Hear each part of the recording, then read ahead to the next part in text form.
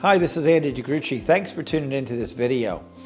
I've been a Mason for 40 years. I graduated from the Williamson College of the Trades in Media, Pennsylvania.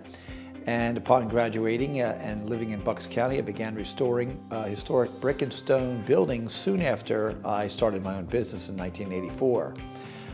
It's been 38 years of running that masonry restoration business. And 20 years ago, I started LimeWorks US because I needed the appropriate materials to fix these vintage buildings correctly.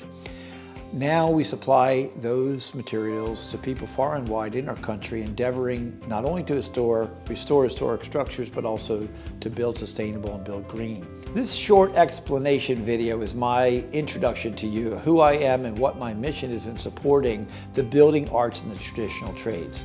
This conversation regarding lime, building, masonry, traditional trades, and sustainability, which all together have to do with the building arts, is what a new informative series of lectures is all about, called the Limelight Lecture Series. I hope you continue to tune into these videos because we plan to interview independent experts and enthusiasts, contractors, scientists, trade school instructors, artisans, and more as a sample of what is to come. They'll give us their take on the subjects they know well and hopefully bring clarity in the fields they represent during their presentations. One of our first guests is Roz Artis, the director of the Scottish Lime Centre Trust in Fife, Scotland. She'll be discussing lime wash and its uses historically and their relevance for today, among other things she may bring up during the interview.